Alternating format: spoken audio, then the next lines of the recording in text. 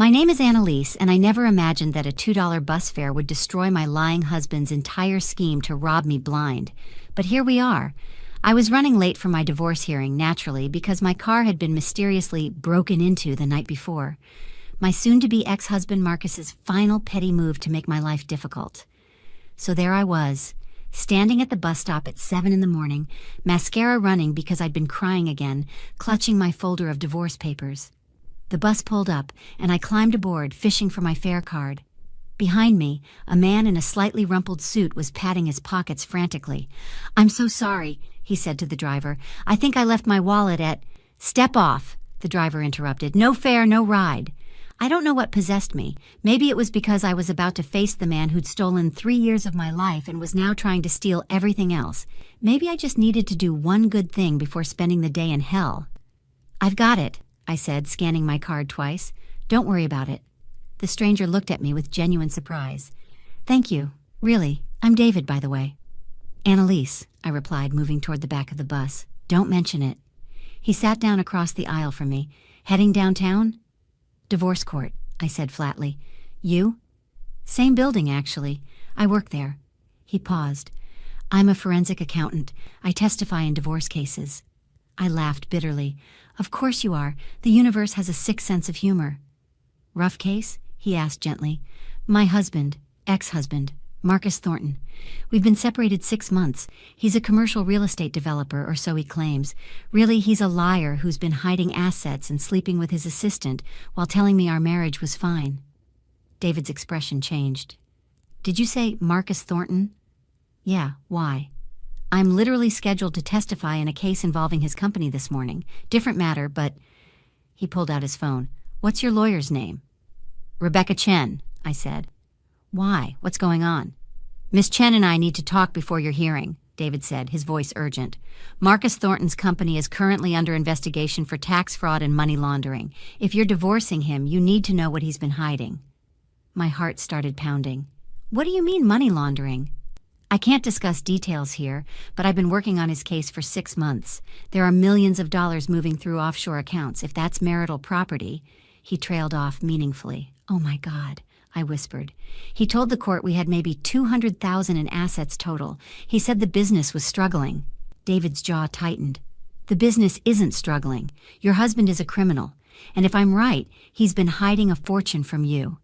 "But how? I mean, I saw our bank statements. We have one joint account with barely $30,000 in it." "That's what he wanted you to see," David explained.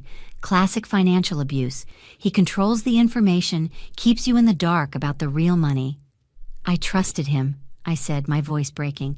"When he said we needed to be careful with spending, I believed him. I picked up extra shifts at the hospital. I stopped buying clothes. I canceled my gym membership." "While he was probably spending thousands on his assistant," David said grimly. "Her name's Brittany," I said. 23 years old. He told me she was just helping with paperwork." "I'm sorry," David said sincerely, "but we're going to make this right. I promise you that." 30 minutes later, I was sitting in Rebecca's office with David, and my divorce lawyer looked like Christmas had come early. "Let me get this straight," Rebecca said, leaning forward. "You paid this man's bus fare, and he happens to be investigating your husband for financial crimes?" "It sounds insane," I admitted. "But yes." David opened his briefcase. "I can't share everything, but what I can tell you is that Marcus Thornton has been moving money through shell companies for 3 years. We're talking about $8 million in hidden assets. Minimum." $8 million? I felt sick. While I was working double shifts as a nurse to pay our mortgage? "Annalise, I know this is a lot," Rebecca said, "but this is exactly what we needed. Marcus claimed poverty in his disclosures. If we can prove he lied—" "We can prove it," David said firmly. "I have documentation of every transfer. The IRS case won't go to trial for another 6 months, but those records exist, and they show exactly when the money moved, most of it during your marriage." "Wait," I said, processing. "Can you actually testify? Won't there be confidentiality issues or something?" "Normally, yes," David acknowledged. "But Marcus filed false disclosures with this court. That's a separate crime. I can testify to the existence of assets without compromising the federal investigation." Rebecca nodded. "And it's in the government's interest for you to do so. They want to prevent him from hiding money before the criminal case proceeds." "Exactly," David confirmed. Plus, we've already seized most of his accounts. The investigation is moving to indictment. Your divorce case actually helps our timeline. Can you testify today? Rebecca asked. I'd need to clear it with my supervisor, but given that Miss Thornton unknowingly helped me get to court on time, I think I can make an exception. He smiled at me. Call it returning the favor. I'll call Judge Morrison's clerk, Rebecca said, reaching for her phone. We need an emergency motion to introduce new evidence. I called my sister Emma while Rebecca made phone calls. Anna, where are you? Emma demanded. Court starts in 40 minutes. I'm at Rebecca's office. Em, you won't believe what just happened. I explained everything. Wait, the random guy from the bus is an actual forensic accountant investigating Marcus? Emma sounded stunned. That's like something from a movie. I know, but Emma, $8 million. He told me we were broke. I was eating ramen for dinner so we could save money while he was hiding millions. That bastard, Emma hissed. I never liked him. Remember when I said he looked like someone who'd kick puppies? You said he looked like he'd cheat on his taxes, I corrected. Same energy. So what happens now? Rebecca's trying to get David's testimony admitted. If the judge allows it, Marcus is screwed. Good, Emma said viciously. I'm coming to court. I want to see his face when everything falls apart. You don't have to. Anna, you paid for my apartment deposit when I was broke, Emma interrupted. You helped me through nursing school. I'm not missing this. I'll be there in 20 minutes. An hour later, we walked into the courthouse. Marcus was waiting outside the courtroom with his lawyer, Gerald Stevens, a smug corporate attorney who charged $500 an hour. Marcus looked at me with that fake, sad expression he'd perfected. Annie, can we talk? Maybe we can work something out without... Don't call me Annie, I said coldly. And no, I'll see you in there. Come on, don't be like this, he pleaded. I know I made mistakes, but we can be adults about the division. The division of what, Marcus? I asked.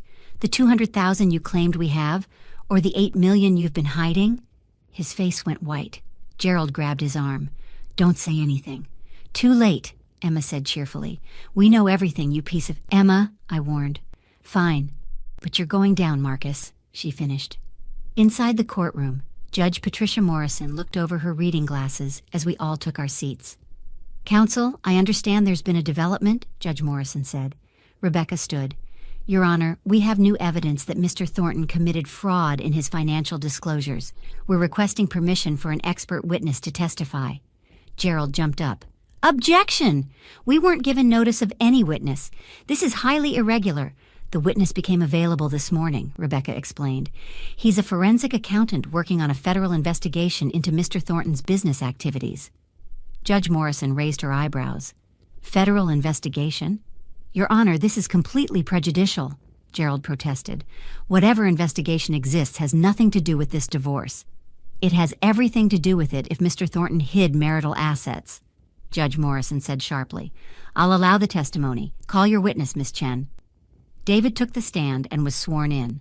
Rebecca began. Please state your name and occupation. David Park. I'm a forensic accountant with the IRS Criminal Investigation Division. Marcus looked like he might throw up. Gerald was whispering urgently in his ear. Mr. Park, are you currently investigating Marcus Thornton? I am. I've been investigating his company, Thornton Development Group, for 6 months. And what have you discovered? Objection, Gerald shouted. Ongoing investigation. Your Honor, the court has a right to know if marital assets were hidden, Rebecca countered. Overruled. Answer the question, Mr. Park. David looked directly at Marcus. We've identified $8.3 million that moved through shell companies between 2021 and 2024.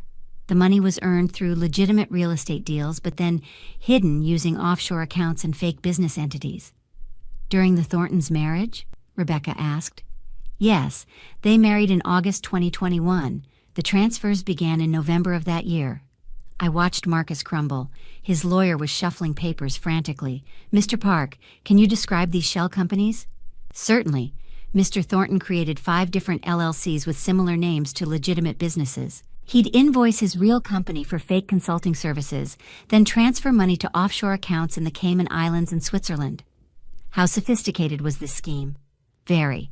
He used cryptocurrency intermediaries, layered transactions, and backdated contracts. Someone taught him well, or he hired expensive help. Rebecca nodded. In your expert opinion, would this constitute marital property? Absolutely. The money was earned during the marriage through Mr. Thornton's business efforts. Under state law, that makes it community property subject to division. Your Honor, I'd like to cross-examine, Gerald said, standing. Proceed, Judge Morrison allowed. Gerald approached the witness stand. Mr. Park, isn't it true you're here because Mrs. Thornton paid your bus fare this morning? That's correct. Doesn't that create a bias in her favor? David smiled slightly. I'm a federal investigator, Mr. Stevens. I don't fabricate evidence because someone bought me a $2 bus ride. The money exists. The transfers are documented. Your client committed fraud. You can't prove. I can prove everything, David interrupted. Bank records, wire transfers, cryptocurrency wallets, shell company registrations. It's all in my report. Gerald looked flustered. No further questions. Rebecca smiled. Your Honor, I'd like to enter Mr. Park's preliminary findings as evidence. Your Honor, we need time to review, Gerald started.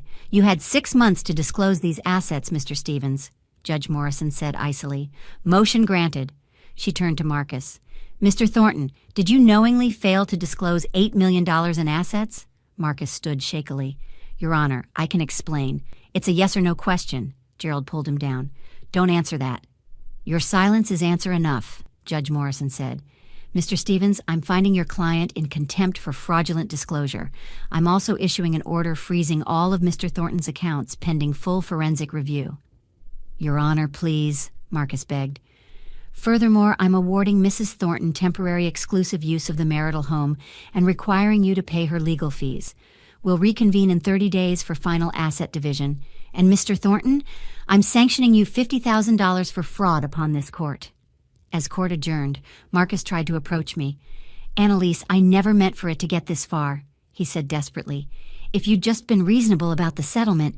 Reasonable? I stared at him in disbelief. You hid $8 million and tried to leave me with nothing. I built that business. I earned that money. During our marriage, with my support, I shot back. I worked overtime so you could invest in properties. I gave up my own career advancement so you could travel for deals. You're exaggerating, Marcus sneered. You worked a few extra shifts. Big deal? I missed my own father's funeral, I said quietly, because you had a deal in Atlanta and needed me to cover your meetings here. I chose you over saying goodbye to my dad. And this is how you repay me? Marcus's face paled. Even Gerald looked uncomfortable. Your Honor, Rebecca interrupted, Mr. Thornton is attempting to contact my client in violation. Mr. Thornton, step back now or I'll have the bailiff remove you, Judge Morrison ordered. Emma grabbed my arm. Come on, Anna, he's not worth it. As we left, I heard Gerald saying, we need to discuss a plea deal with the IRS. If they're building a criminal case, I'm ruined, Marcus moaned. How did this happen? You ruined yourself, I said, turning back. You lied, you cheated, and you stole. Now you're facing the consequences. 3 months later, I stood in the same courtroom for the final hearing. Rebecca addressed the judge. Your Honor, after forensic review, we've identified $9.2 million in hidden marital assets. We're requesting a 70-30 split in Mrs. Thornton's favor, given Mr. Thornton's fraud and the court's time. Gerald looked defeated. Your Honor, my client accepts the proposed division. Judge Morrison nodded. Mr. Thornton, you're hereby ordered to pay Mrs. Thornton $6.4 million. She also receives the marital home, her vehicle, and all household items. You'll be responsible for all marital debts. Additionally, the judge continued, I'm referring this matter to the district attorney for potential criminal charges of perjury and fraud upon the court. Marcus's face was gray. Your Honor, I have a federal plea agreement. That's between you and the IRS, Mr. Thornton. This court takes fraud seriously. Outside, David was waiting with Emma. Congratulations, he said warmly. Justice served. Because of you, I replied. If I hadn't paid that bus fare? If you hadn't been kind to a stranger, he corrected. That says everything about who you are versus who he is. Emma hugged me. Anna, you're a millionaire. What are you going to do first? Pay off my student loans, I laughed. Then maybe take a vacation, a real one, not the camping trips Marcus always insisted on to save money. He's facing 10 years for the federal charges, you know, David said. The plea deal fell through when the perjury came out. Good, I said simply. He deserves every single consequence. 6 months later, Marcus was sentenced to 12 years in federal prison for tax fraud, money laundering, and perjury. His business collapsed. His reputation was destroyed, and he lost everything. I started a new job at a better hospital, bought a beautiful condo, and finally started living the life I'd sacrificed for him. When he wrote from prison asking for forgiveness, I threw the letter away without reading it. Some betrayals don't deserve second chances. His mother called once, crying, asking me to write a letter to the parole board. "He's my son," she sobbed. "Please, Annalise." "I am a good person," I told her gently, "which is exactly why I won't help someone who showed me no mercy. I'm sorry for your pain, but your son made his choices." As for David, we became friends. He still jokes that $2 bought the most expensive bus ride of Marcus's life. The truth is, kindness led me to justice. I didn't get revenge. I got something better. I got the truth, I got what was rightfully mine, and I got my freedom back. Marcus thought he could steal my future, but instead, he gave me the best gift possible, a life without him in it. Have you ever discovered that someone you trusted was hiding something massive from you? What would you have done in my situation? Would you have helped that stranger on the bus, or would you have been too caught up in your own problems? Like and subscribe for more stories about people who refused to be victims and fought back the right way.